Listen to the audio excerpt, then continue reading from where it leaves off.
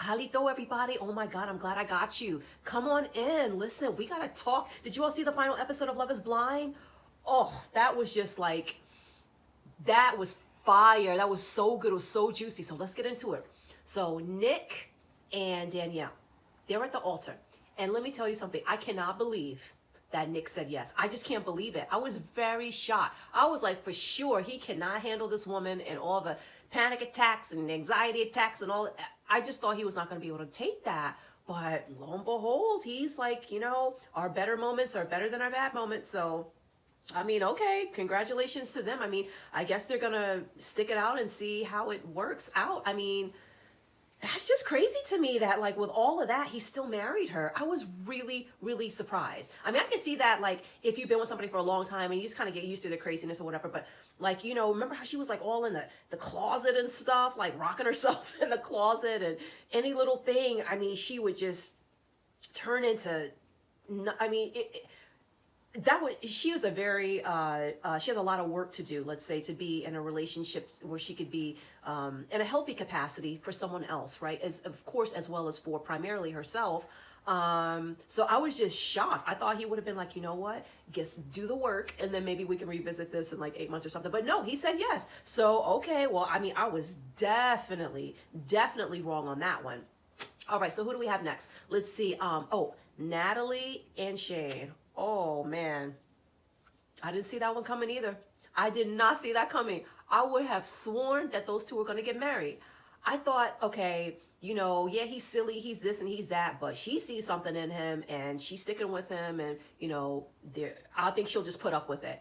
And you know what? I guess a good thing I didn't put any money on this because apparently it was because of that fight that they had the night before the wedding. It was just literally the night before the wedding. So had they not have had that fight, up until that fight, she would have said yes. And that's what I thought, but it just didn't survive that fight because he said a lot of, terrible things to her that she just kind of can't take back. Now, she says she's leaving the door open so they can still date, but listen, Shane has a lot of pride. He easily embarrasses, or should I call him Gary Busey Jr.? Because let me tell you, honey, I was trying to figure out who he looked like. Oh my God.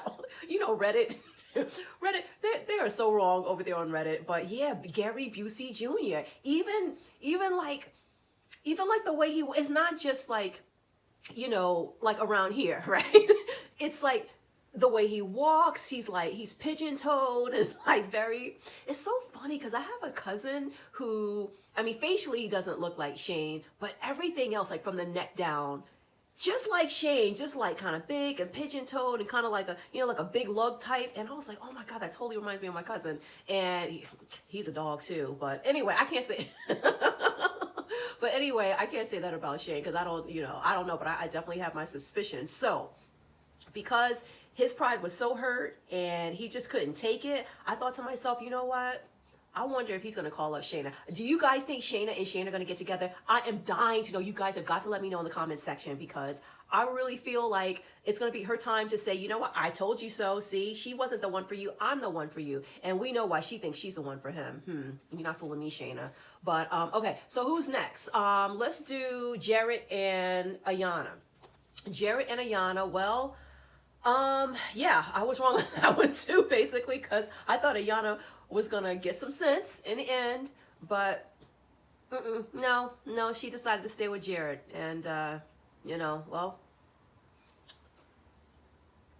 she's with Jared now. So what's gonna happen when she completes her master's program and she's gonna need that financial support? Is she gonna wind up putting her education on the background to support him? I don't think his little 5-6 hustles are gonna be able to, do all of that. Maybe they could. I mean, maybe he brings in enough with all of those jobs but I don't know. I mean, I don't know about that. But, all right, so who's next? Oh, Mal and Sal. Wow. Well, that one, I wasn't sure what was going to happen, to be honest, on that one. I just wasn't sure. The other ones I thought, oh, definitely. But I wasn't sure with Mal and Sal. I felt like she didn't want to be with him from the beginning, but she would probably, or not probably, but she would perhaps just go ahead and she would just go through with it to kind of, give herself the chance to be with the guy that she feels like she needs to be with, the guy who she's expected to be with, versus the kind of guys that she usually has chosen in the past. But no, excuse me, no, honey. Sal let us know. He was like, and it makes me think back. Okay, so when Sal said no, and people were surprised, it reminds me of that clip that they showed of Sal in the beginning where he said, "I'm a sensitive guy. I love crying. I think crying is such a good thing." And I remember thinking at that time, like, oh, that's like, to me, that's too sensitive. I'm sorry. I mean, it's good to listen. Men should cry too. You don't want people going crazy because they're not getting the basic, sad emotions off their chest. You have to do that. But when you cry like a lot, and you think crying's like just this great thing, to me that's too much. But that's me. And when he said that, I thought to myself, is he going to be crying all throughout the process? And he was crying a couple of times. But you know what? The one time I totally don't blame him, because he was so into Mallory, and to see the way that her and Jared were like all booed up together, kind of like their knee, I don't know if their knees were towards each other, but they were kind of, they weren't just sitting like across, like they were kind of close to the way that they were sitting, and the way that, just the whole conversation was so, it was so disrespectful to Sal, I think. But, I guess they felt like they needed closure, but I don't know. They still live in the same city. So, we'll see if Jared's a stand-up guy for Ayanna. We'll find out. And, when he said that he's a very emotional person, I thought, well, okay, I mean, he's going to be the sucker. He's going to be the one that, will kind of basically put up with anything. But he said, basically, I felt like it was his way of saying, I'm an emotional guy, and this is so emotional that this is hurting me, and I'm not sure. I don't know if I can trust her. So in that case, his emotions helped him, because he dodged a bullet with that one. I'm sorry, Mallory, come on, you weren't into him. And I bet she was just looking at Sal, because he has a slightly pretty face, right? He's got like more of a delicate bone structure. He's a little bit small. I don't know what his height is. I don't remember. But he's just like a little bit of a smaller frame guy. And you can tell that's not what she's into. She probably looks at him and that little soft face and probably thinks, oh, I wish he could grow a beard, or, because like Sal looks like he just kind of grows like around here, but not like over here. You could just tell. And it was such a sad moment when he was crying, which I feel like was totally legitimate and understandable, because this person that he really had fallen for was now sitting here, in front of him, basically, and in front of a group of people with no respect, basically kind of like showing that she kind of regrets not exploring that connection with Jared instead of him.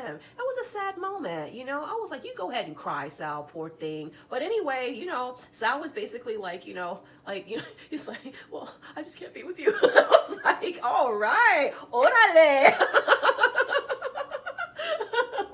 So, they said that they're gonna, remain friends and then maybe go on a date. But come on, Sal, just cut your losses, all right? She's not the one for you. Mallory's still trying to figure herself out. She still needs to figure out the kind of person that she wants to be with. Or I think she knows, but she just needs that type of guy that has the salary, that has the, is bringing the things to the table that she is, yet is more the athletic type that she wants. I mean, right? Okay, so that's Mal and Sal. Now, oh my God, Shake and Deep. Honey, I was like, oh my God, did you see that? That was like a football player or something. I don't watch football, but like, what did they score one of those things or something like that. It was oh my God, that was pure entertainment. When she got up to that altar and she said, no, I do not marry you. She told her mother, I deserve a man who knows what he has and appreciates me. I was like, oh yes. I was like, that was such like a Janet Jackson move at that moment. I was like, find your worth, girl. Find your worth. I was all about Deep in that moment. I was all about her. And this is what we need to see more of. People knowing their worth, okay? Not being with somebody who just completely disrespects you and just, like pulls back from you and says you remind them of their relative or something like that. Shake is a very shallow man. And I'm not saying he's shallow because he prefers white women. That, he has a preference, a look that he likes to go for, whatever. I personally am not going to judge him for that. But, you just don't, as long as your preference doesn't mean you're dissing people from your own culture who are kind and good. Maybe you just don't physically have an attraction to them. Like, but he is just so fine. He can have his, his blonde hair, blue eye preference if he wants. But why would he even continue? Because he was going to say yes. He was going to say yes to her, which means he would have treated her like crap during the marriage, if it hadn't been for her standing up. So, I mean, I just didn't like how at the end or as soon as she walked away after she said no, he was like, yeah, everybody, it's not that bad of a thing, cheers. Like, he's like, he may as well have been raising the roof. He was just, like holding back the cartwheels. He was so excited. I'm like, where's your confetti? Do you have some rice in your pocket? He was so relieved. He was so happy. And you know what? I think that, and I think we saw two different things with these people, and two people of color who, you know, this does happen in different communities of color, but we usually don't get to hear that kind of dirty laundry type stuff being aired out in front of the world within, you know, these little, the goings on within little pockets of communities, right? So it's really playing out on the world stage. So what I saw were two things. So on her end, I think now she is on a path to see that she can physically be attracted to someone who looks like her. Now, and I'm not saying that she has to be. I don't think there's any rule for that either. I feel that the door is now more open, and she may find her potential love in someone who is, I don't know, maybe from Serbia or something. I don't know. I mean, but it may not, she may be able to break out of just a blonde hair, blue eyed mole. And yes, of course, Serbians can be blonde hair, blue eyed. I'm just saying, someone who's not, doesn't have to be an Indian guy, doesn't have to be a blonde hair guy, but it can be someone, you know, I don't know, from Mongolia, wherever, it doesn't matter. But I think her mind is now more open. And when your mind is more open, I feel that you just expand your choices. So now, and she's been on television, and her DMs are probably completely blown up. Now she's going to be able to have more options, just because she's going to have a little bit more experience. And what this experience, I feel like, taught her is that, hey, you know what? Brown guys aren't so bad. I mean, I actually, you know, she could say to herself now, hey, I actually find these guys attractive. So maybe I don't have to feel like I just have to fit in, I only have to date one type, because this is going to make me, you know, be more assimilated and be more accepted, you know. So I think that's really positive on her side. On his side, I feel as though he is probably going to go back to what he was dating before. But if by some slim chance, and listen, I'm like the queen of giving people the benefit of the doubt, but that winds up just slapping me in the face so many times. But so I'm going to go ahead and extend him the tiny benefit of the doubt that perhaps next time he may be open to dating an Indian woman, you know, if that's what he wants to do now that he's dated Deep. And then he can, even the rare chance that he would wind up getting married to an Indian woman, at least he would have more experience dating. My thing was, I don't think for someone who was so, for both of them, I kind of felt like for two people who had the same preferences, just of opposite genders, should go ahead and marry each other right away when they haven't had that experience, because of that falling into the brother-sister kind of feeling zone after a little while. So I kind of think, like, you know, maybe if they take their time and date just different types of people, but including dating people within your own group, because you do feel that they are attractive, not because you're pressured to do it or socially expected. But let's say, hey, you know, if he does meet an Indian girl and he finds her really attractive, then maybe that could be like, he could practice dating. Because dating to me is it's an exercise. It's something you practice, you get better at, and it can become a skill, because then you can, when you do have something long-term and something solid that you want as your end goal with a long-term partner. So yeah, you're not going to find in this person or that person, but when you learn to date, you learn about what you do want, what you don't want. You learn about things about yourself, and you know, depending on how long your dating career is, hopefully it's not too long, but if it's a dating career that you have, you know, the way you were dating 3 or 4 years ago may not be the way you date now, because you've learned particular skills. So I think through the practice of dating, not Deep, but Shake might be able to get there, but I doubt it. But again, benefit of the doubt. I just think that if, you know, deep down in his heart, if that's really, you know, blonde hair, blue eyes, that's what he likes, then you know what, just go for what you like, because you don't want to wind up hurting someone like Deep, because you're not going to get another girl like Deep. I mean, Deep was, I this past few minutes I've been talking about like the external, but you know, let's talk about the internal. Deep is a very sweet woman. She was so kind. I mean, so many times she could have said negative things, and you know, even when there are other situations going on with the cast members,